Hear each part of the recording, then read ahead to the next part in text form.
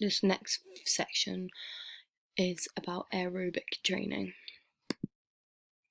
and the adaptations that happen within that. This for aerobic training, exercise and training happens 4 to 6 times a week, so that the adaptations of the body system are trained and do develop. This means that in their performance, depending on the type of exercise or the sport, that there is it's beneficial to like your general health and everyday life. But then again, that does depend on the type of sport you're doing. Because it's aerobic, your body goes like your body recovers quicker.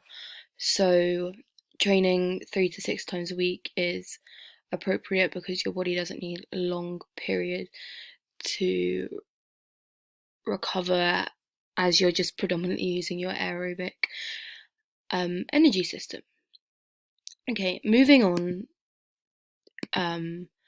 to cardiovascular system adaptations.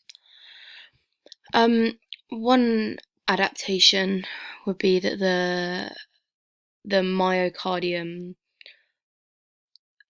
so the muscles within the heart, are stronger, and so because the heart needs to beat faster during exercise, therefore this increases the heart rate. The body is then able to increase the cardiac output and then delivers the blood to the muscles that is needed, because more blood is needed because of the exercise. During this exercise, the body's muscles increase the amount of activity they're doing, and so they need more oxygen consumption. There is an increase in blood delivery to allow for more oxygen to go into the muscles and carbon dioxide to come out of the muscles. The heart rate in the multi-stage fitness test is a prime example of this, as the rest is about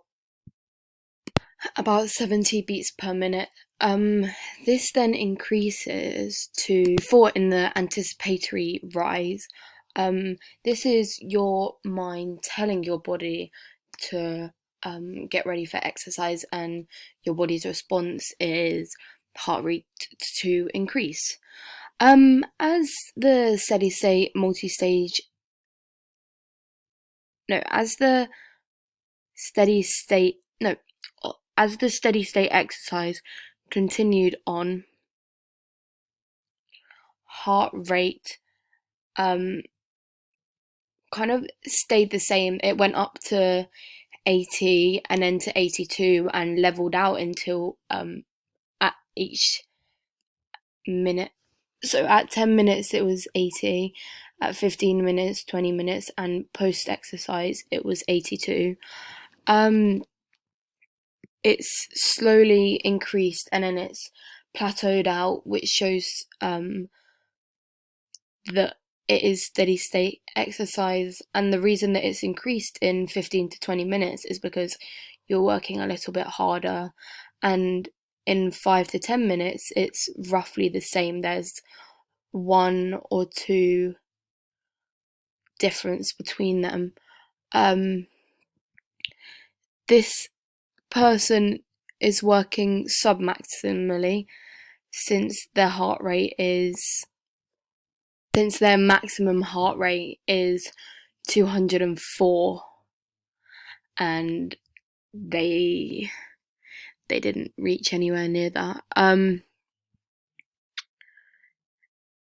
Then within the Wingate, it produced similar results in the fact that the resting levels were a lot lower than after the exercise. But the difference is the multi-stage fitness test, no, the steady state exercise lasted for 20 minutes and the Wingate lasted for 20 seconds.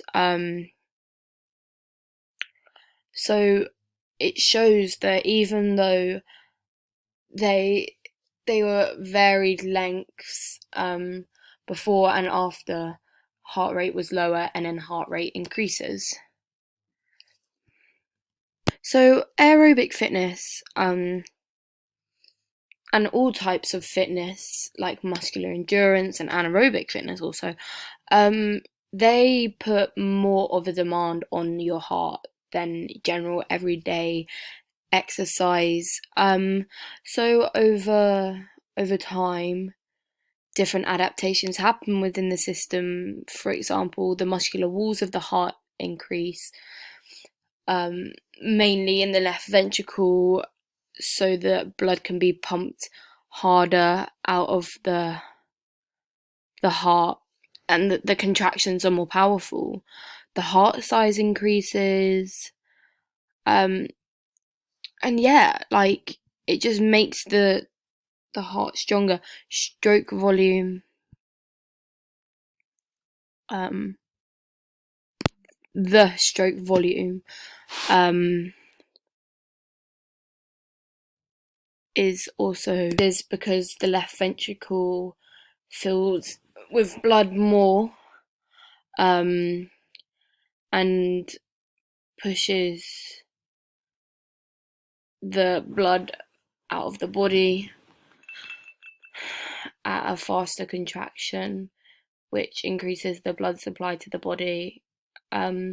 Because there is an increase in stroke volume, there is also a decrease in heart rate.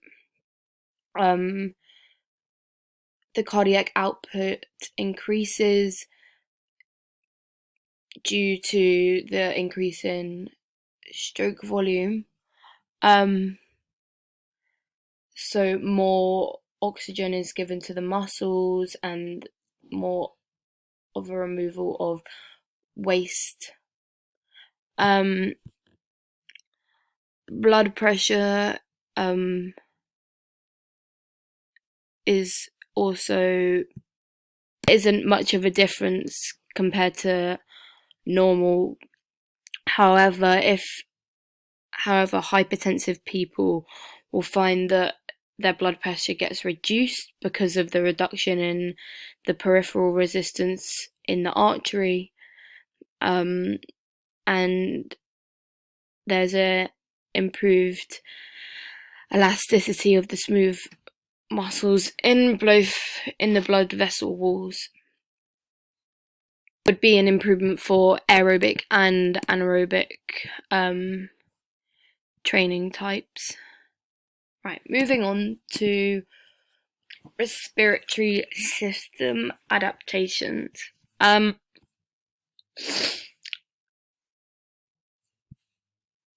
For different training types, and for different training types, aerobic, anaerobic, or muscular endurance,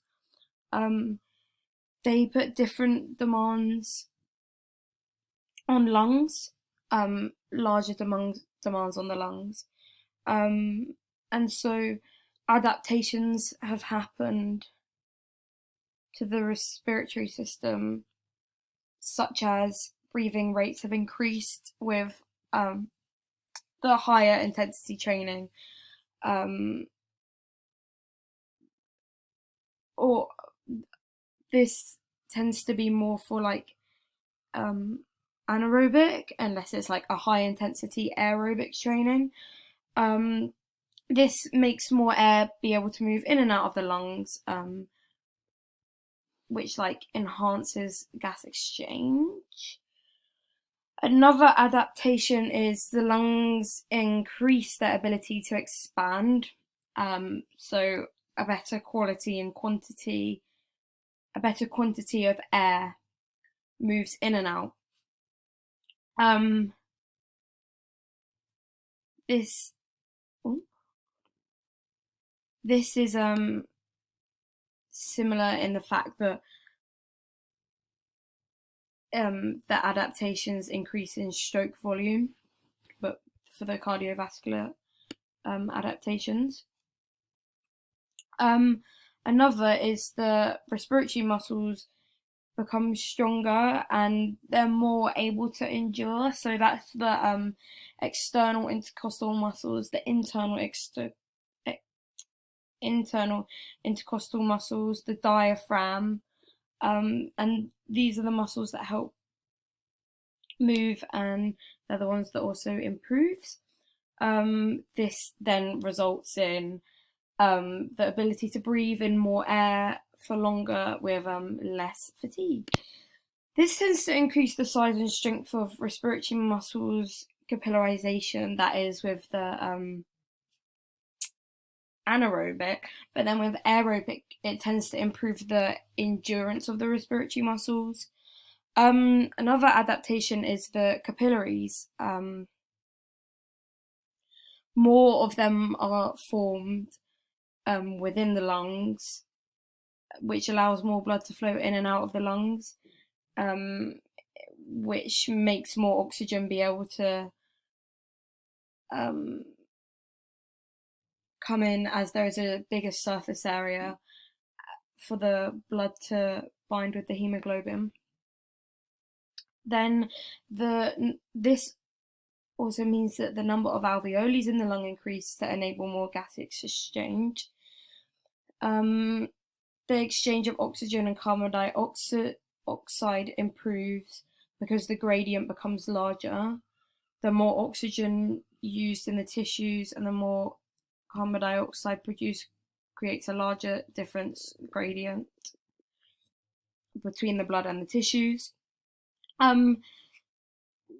marathon runner will be able to go for longer if they increase the strength of the internal intercostal muscles, because that's what helps to bring the ribcage in and up and back down. Right, now for the neuromuscular system adaptations. It adapts to training types that rely on the aerobic and the anaerobic systems, such as the muscular endurance, the aerobic and the anaerobic fitness. Some of the major adaptations are physiological adaptations for longer duration training types. So like the muscle system adapts to the training types, the ones that rely on the aerobic energy system as well as the anaerobic, such as the muscular endurance, the aerobic and the anaerobic fitness. Right. Some of the main adaptations are capillarization, meaning that the number of capillaries in the muscles increase, meaning more oxygen is delivered to working muscles and more CO2 can be absorbed back into the blood, which overall improves the endurance performance. Another adaptation is the slow twitch fiber behavior. As the duration of training increases, the slow twitch, which is endurance fibers, become more dominant, which these slow twitch fibers help to are improved by aerobic, anaerobic, and muscular endurance training. Right, another one is the mitochondria. This is the number of mitochondria increases with aerobic, enabling more aerobic metabolism to take place. This means that muscles can create more ATP aerobically, and which results in less lactate being produced during workouts below anaerobic or the lactate threshold.